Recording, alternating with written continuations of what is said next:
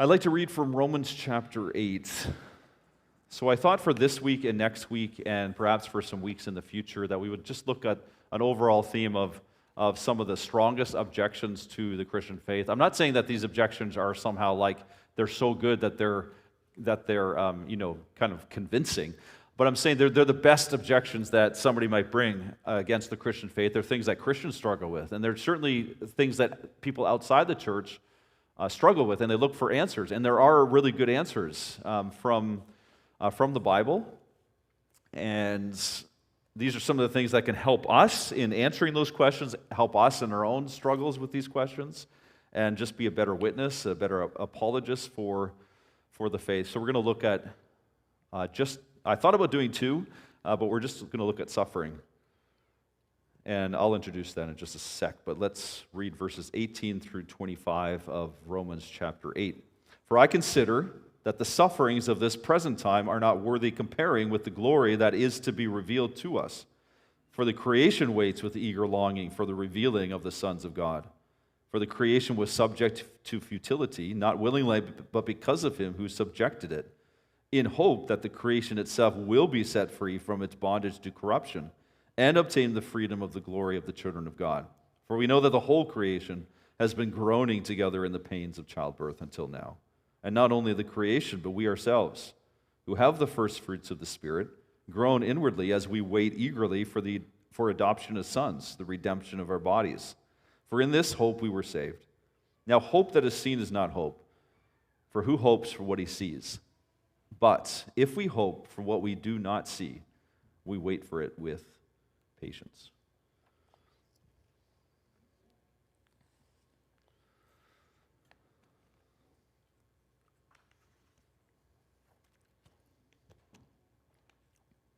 So better stated, this objection would be, if you believe that God is good, how can he allow so much suffering in this world? How can there still be so much evil? If he's good, why wouldn't he immediately put a stop to all suffering? And that's whether you're talking very personally about like my own suffering. Why wouldn't a good God just take it away, alleviate the pain? And then on a broader scale, the sort of the evils and the brokenness and the suffering of so many people in so many places, sometimes entire nations, it seems, suffering for decades on end. And the objection is a difficult one for us as Christians to consider and to answer, and it should be. Like, we shouldn't have pat answers to people suffering or struggling with the reality of suffering. We should be willing to be broken human beings alongside of other broken human beings and saying, I get what you're saying, like I've struggled with it myself. The world is not how it should be, and it's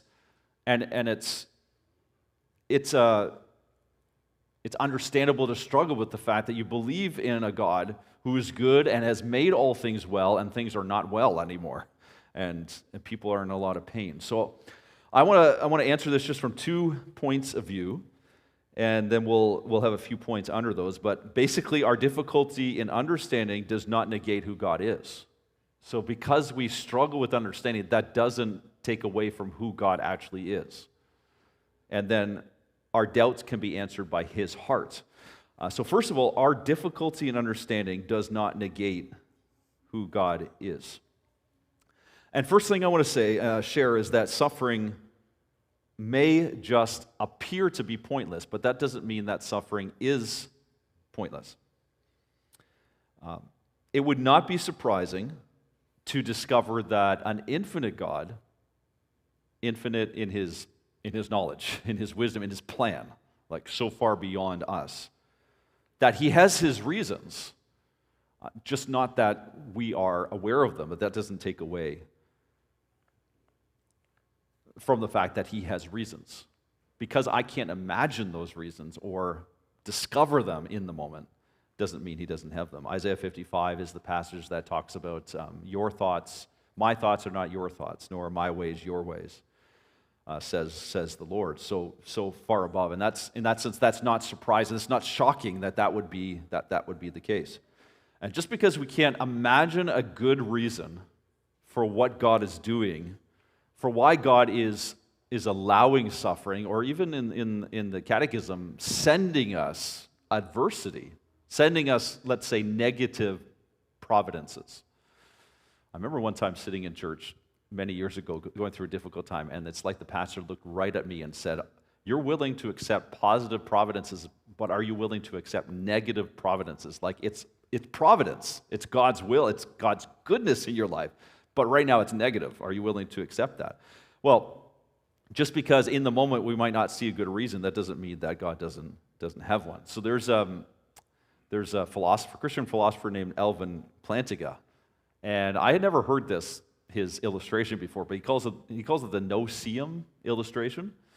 And he gives it's good for the summer, because he's like, pretend you're on a campsite and you go looking in your tent because you're suspicious there's a St. Bernard dog in the tent. And he's like, if you look in the tent and you don't, St. Bernard's like huge, right? And you don't see like a little bear. So you don't see a St. Bernard. You are very within your rational mindset to say there's no St. Bernard in the tent. You'd be kind of crazy to say there might still be one there. But if you went looking for a no-see-em, which is the tiny little bugs that you can't see, they get through the like mesh and everything, and they bite you with a pain that's way beyond what they should be able to do if you've been bitten. And you peek your head in the tent, it's like, well, I don't see a no-see-em there. It would not be out of the round of rationality to say there very much could still be a no-see-em in that tent, even though I haven't seen it. And he says it's the same thing with God. Just because you don't see a purpose for why you're going through this suffering, or why there is a suffering in this corner of the world right now, it's like the no-see-em. It doesn't mean that there's not a purpose in that. You can't come to that conclusion with any degree of certainty. The Bible consistently gives us a God who brings good out of suffering. Maybe the case on the front of a Christian's mind would be the case of Joseph, who's led from one suffering to the next, one experience of pain and betrayal to the next, and at the moment where he is able to wreak some level of revenge on his brothers, who were a big part of the responsibility for why he was in such a bad place in Genesis chapter 50, he says, "You meant it for evil, but God meant it for good." I have no doubt that Joseph in the moment was like, I would like the suffering to end right now. I can't imagine good coming out of this.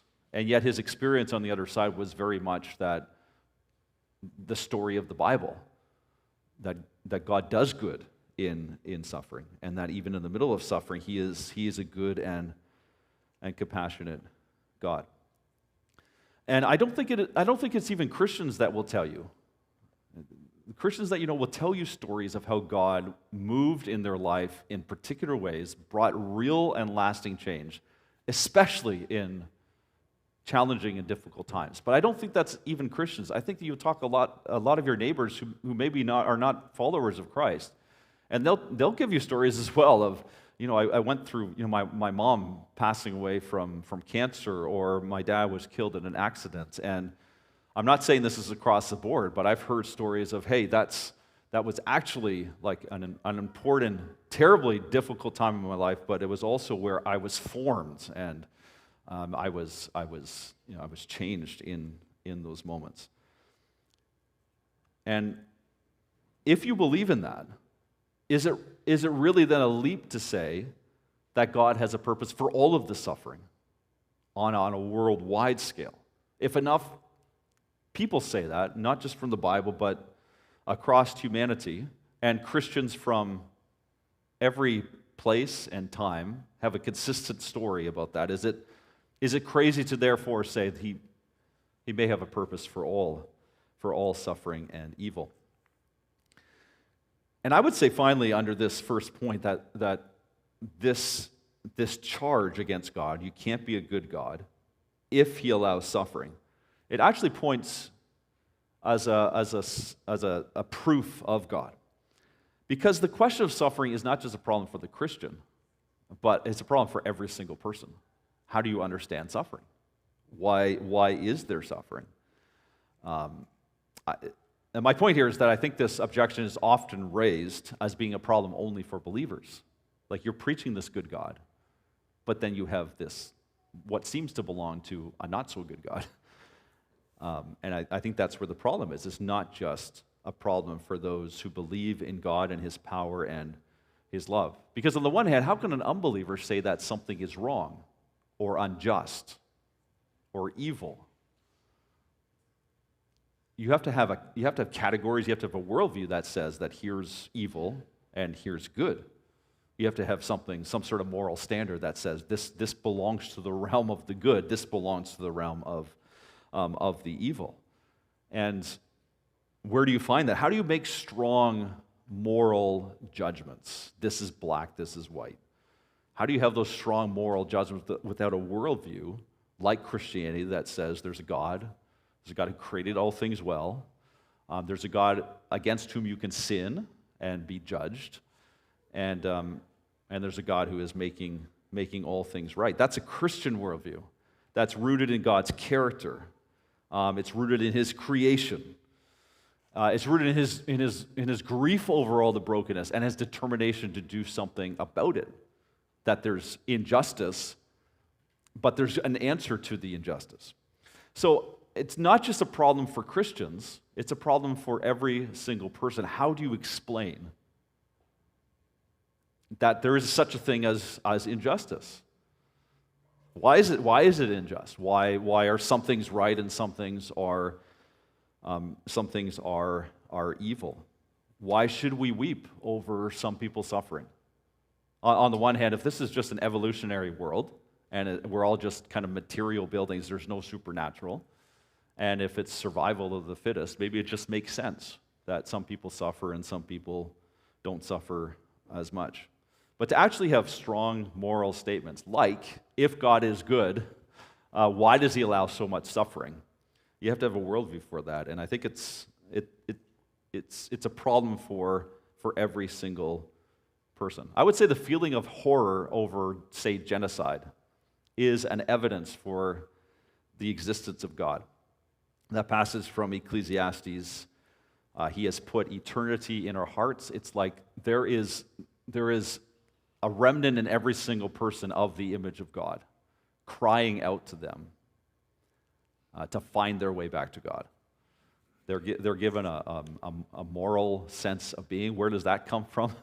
They're given a sense of horror over genocide and abuse and all sorts of things. Like basically every human being has that. Where does that come from? Follow the breadcrumbs and you'll find it go back to a God who made you and a God who hates wickedness and injustice even more than you do. So those are some thoughts on our difficulty in understanding does not negate who God is, and a few thoughts on just the problem that has to weigh on every single person's mind. And I think that's something that connects us with our neighbors as well. Let's look secondly, though, at our doubts can be answered by His heart. And this gets a little less apologetic in terms of here are some good, thoughtful explanations and defenses. To be a little more just pastoral, appealing to the gospel message. First of all, it's a heart that does not stay distant from the suffering of this world. And Matthew 27 is just that text of Jesus on the cross being forsaken by His Father. Knowing in that moment the only human being to be fully forsaken by His Father. So you have a God who doesn't leave us in the hurt, but comes down to us in the hurt. So He doesn't leave us in the suffering, but comes down and includes Himself in the suffering, and then takes upon Himself the worst possible kind of suffering, not just in the physical pain of crucifixion, but in being abandoned by his Father for those hours on the cross. You think about Him in the Garden of Gethsemane. He staggers at the approach of His death and what He was suffering for. Staggers under the weight of the sin that He knows he's going to have to go pay for with his blood, and he's willing to do it, but he staggers under it still because he's human. And everything that he saw and everything that had become broken, all the injustice and all the evil and everything, he knows he has to take that upon himself. Paul says in 2 Corinthians 5, right? He who knew no sin became sin for us so that we might become the righteousness of God in him. He's willing to be hurt, to join us in our hurt and in our suffering. So the Christian is going to respond like more personally to this objection. I can't explain what he's doing in your life right now. I can't even explain what he's doing in my life when I'm experiencing suffering. And I don't want to pretend that somehow I know. Like, I don't want to be so arrogant as to say I know exactly what, there's that sin in your life and that's why you're suffering. And sometimes Christians can be very judgmental that way. But what I can say as a Christian is that he provides in the middle of that suffering all kinds of resources. He provides his presence, he provides his promises, he provides the power of prayer, and he provides a deep sense of wellness, even in the middle of things that are very difficult, and can actually deliver me from bitterness and from despair in the middle of that suffering. And then that becomes a tremendous witness as well to his goodness in the middle of suffering. So it's a heart that moves into our hurt. It's also a heart that can end evil without ending us. That's not I did not make that up, but I thought it was great. I forget who said it, but a heart that can end evil without ending us. So he's able to come and die for sin and evil without us dying. That's the miracle of the gospel of his death and resurrection, right? He takes it seriously. He comes to defeat it. The problem with evil is it's not just a problem out there. It's not just an industry or a political group or a king or a nation or something out there, but it's in us. And he's able to come into this broken world and end evil without ending me. That's the miracle of Jesus and the good news of the gospel. Jesus bears the punishment we deserve so sinners can go free. And then finally, the best way to understand how a good God can allow suffering is to understand his heart. It's to open ourselves up to Jesus, to put our faith in him, to put our lives under his control and discover his compassion and goodness, so that Christians find meaning and purpose even in their death. So at the end of a long time of suffering, people are like, I am all the more so longing to see Jesus that I wouldn't take away the cancer because it made me that much more eager to see Jesus. I don't want to take away the reality of the pain.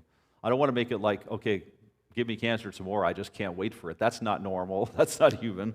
But in the face of his promises and also in the face of history and what God does with his people, there's a great book called Gentle and Lowly, which came out a number of years ago now, and maybe some of you have read it.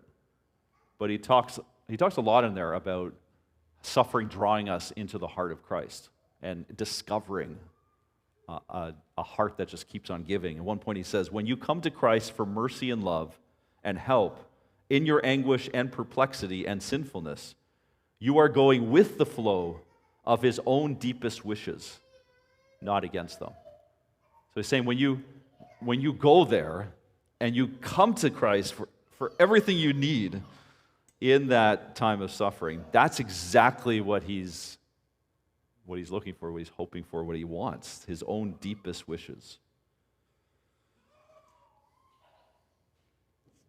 And then finally, a heart that assures us that suffering is not the end of the story. We read from Romans 8, verse 18, I'm convinced that the sufferings of this present age are not worthy to be compared with the glory that will be revealed. Not taking anything away from the reality of the suffering, but in comparison, it's not worthy to be compared. So it's a heart that assures us that suffering is not the end of the story. God is never thinking about just today or tomorrow, but forever. He's thinking about forever. He's thinking about us and our lives forever. He's thinking about living with us forever. He's thinking about preparing a place for us forever. And He will make it so that your suffering, that you'll know your suffering is worth it.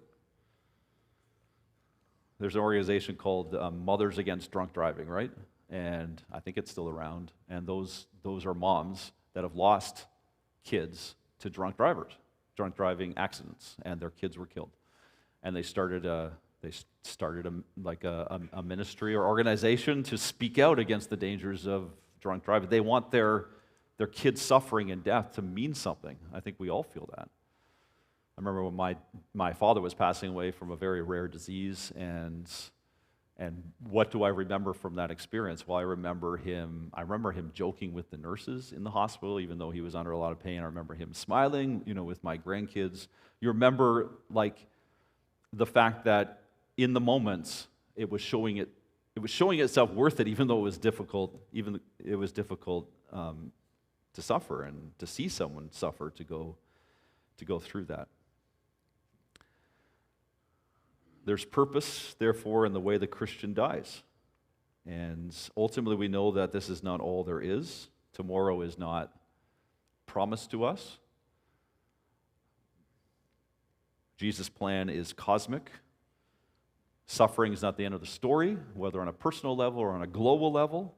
He's going to make everything new again. He will put everything to rights. He's the only one that can say that injustice will be paid for by somebody. Somebody will pay. Vengeance is mine, don't take vengeance. But in the end, it's going to be clear. The end of the story is a new world without pain, death, sadness, and evil. Let me end with a quote from Tim Keller, who wrote a lot during his struggles with cancer. This was his first battle with cancer, and he was about to have surgery on his thyroid. And he wrote this: "In the moments before they gave me the anesthetic, I prayed. To my surprise, I got a sudden, clear, new perspective on everything. It seemed to me that the universe was an enormous realm of joy, mirth, and high beauty. Of course it was. Didn't the triune God make it to be filled with his own boundless joy, wisdom, love, and delight? And within this great globe of glory was only one little speck of darkness, our world, where there was temporary pain and suffering. But it was only one speck, and soon that speck would fade away and everything would be light. And I thought, it doesn't really matter how the surgery goes. Everything will be all right. Me, my wife, my children, my church will all be all right." And I went to sleep with a bright peace on my heart. You could read other stuff by him. It's not like it was all, light and bright. But those moments of understanding that even in our deepest, darkest times, that we find a good God. Yes, you can have a God who is good, even though there is suffering, and there's a lot of good reasons to believe that, and a lot of good reasons to bear witness to that, to a world that needs to hear it.